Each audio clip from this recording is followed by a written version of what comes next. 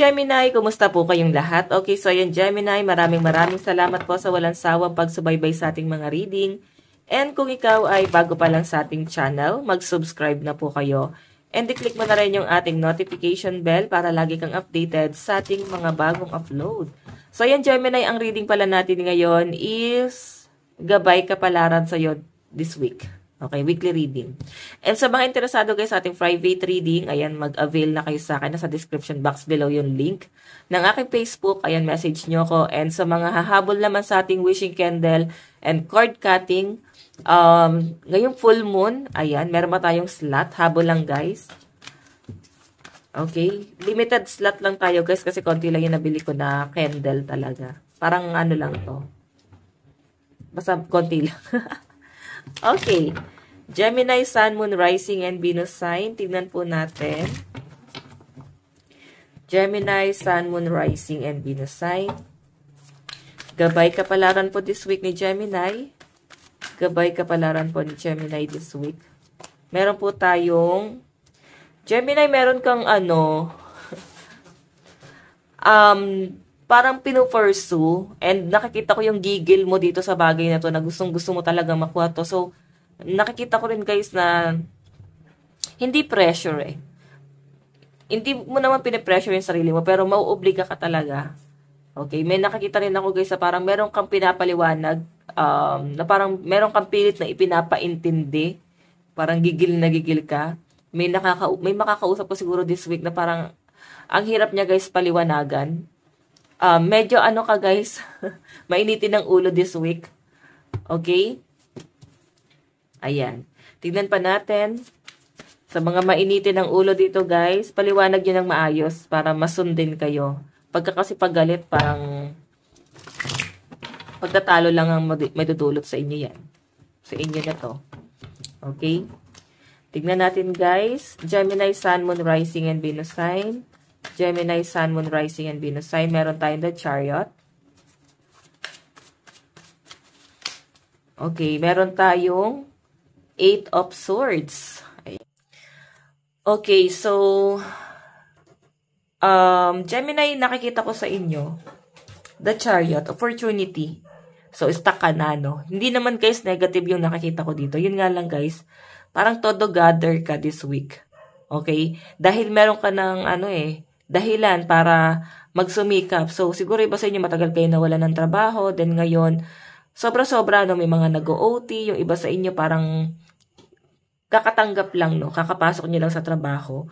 And sobrang bigat ng responsibility na parang dala-dala nyo. Kung makikita nyo guys, nandito tayo sa 8 of Swords.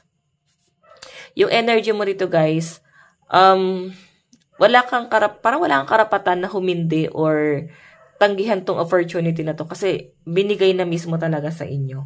Okay, ayan o. Binigay talaga sa inyo tong opportunity na to.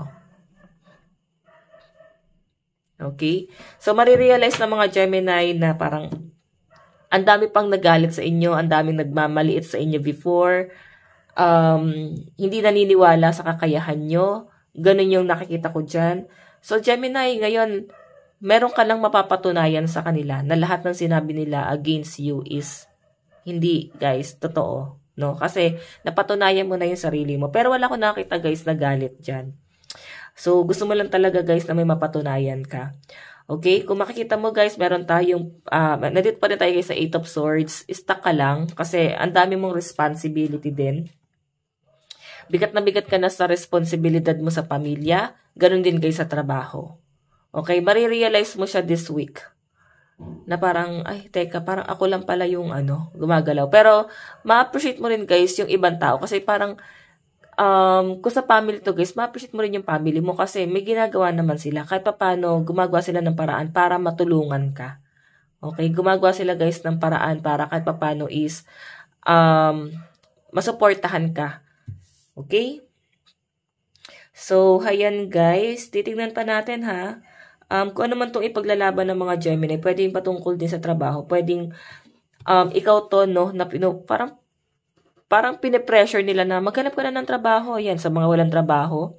O yung iba sa inyo guys, ngayon meron ka ng mapapatunayan. Okay? Okay. So, Gemini, nakikita ko rin kasi dito na kung ikaw to or pwedeng sa'yo ginagawa or ikaw yung gumagawa, baka meron kang kasama sa bahay na parang hindi guys nagtatrabaho. So, parang uubligahin mo. Napapansin mo eh. Nandun kasi yung malasakit mo. So, medyo inis yung energy. Nakikita ko sila parang gumawa ka naman ng paraan, tumulong ka naman. Parang ganun guys. Nakikita ko sa mga Gemini na parang ikaw lang kasi yung pumapasan ng responsibility. Or pwede naman na ayaw mo lang din ng pinakakialaman. Parang ibibigay mo yung responsibilidad para sa kanila. Parang ibibigay mo yung pangangailangan nila. Ikaw na yung papasan ng responsibilidad. Basta wag ka lang nila papakailaman. Parang ganon. Siguro ayaw mo na talaga ng masyadong ini-stress ka. Kaya ayaw mo nang pakialaman ka. Okay? Sige, tignan natin guys. Okay. Gemini, Sun, Moon, Rising, and Venus sign. Gemini, Sun, Moon, Rising, and Venus sign. Oh, diba? Endowment. Ano yung sabi ko kanina? Parang, merong responsibilidad or pwedeng tatanggihan mo yung opportunity. So, wala kang choice eh. Parang kailangan mo siyang tanggapin. Binigay na sa inyo itong responsibilidad na to. Wala kang choice kundi tanggapin yan. Parang ganon. Or yung responsibilidad naman guys, hindi naman negative. Pwedeng position sa trabaho, promotion. Pwede kasi Gemini na meron kang, may nag-offer sa'yo ng pera, pero ayaw mong tanggapin. Kaya parang may pag-aaway pa rito. Ayan. Ayaw mong tanggapin yung offer na yan. Okay? Parang ano naman, hindi naman case pagtatalo. Siguro medyo irita lang kasi nga mapilit sila. Okay? Tingnan natin guys, meron tayong introvert. Okay. So, Gemini, nakakita ko sa inyo parang walang pag-uusap. Parang mas gusto mo ng tahimik, mas gusto mo ng private, mas gusto mo ng parang ganito, no? Okay, hindi ka na guys basta-basta hihingi ng tulong sa ibang tao kasi kaya mo na yung sarili mo. Meron ka ng source of income. Okay? Kung makita nyo guys yung pagiging introvert mo dito, mas gusto mo yung private life. Siguro overwhelmed ka, medyo nape-pressure ka sa maraming tao, kaya para mas gusto mo na mapag-isa. Or pwedeng matatambakan ka ng trabaho, kaya parang, mararamdaman mo na nag-iisa ka rito. And kailangan mong huminga sa malayong lugar. Okay? May mga gusto mong atang mamasyal this week. Okay, napaka-private ng buhay mo ngayong week na to. Siguro, meron kang mapipil na regret din this week. May mga bagay na parang panghihinayangan at pagsisisihan sa kabilang banda. Meron tayong collaboration, backup, unity, and enhancement. Diba? So, sinasabi lang dito guys, may mga taong tumutulong sa inyo. Pipiliin mo yung mga taong tatanggapin mo yung tulong. Okay? Sila mismo yung nag-offer ng tulong eh. Tatanggapin mo yung, piliin mo yung tatanggapin mo kasi hindi lahat totoo sa inyo. Ayan, no? Yung iba dito guys, gagamitin ka lang. Yung iba dyan guys, meron silang hidden agenda or baka nakikitaan ka nila guys ng potential. So, I think, gagamitin nila yung potential mo na yan. Okay? Mararamdaman mo yan guys. Ayan, no? So, Gemini, lucky number mo, ngayong week, no? 52, 66, and 45. Tignan pa natin guys, advice. Meron tayong in the flow. Everything is smooth sailing. Diba?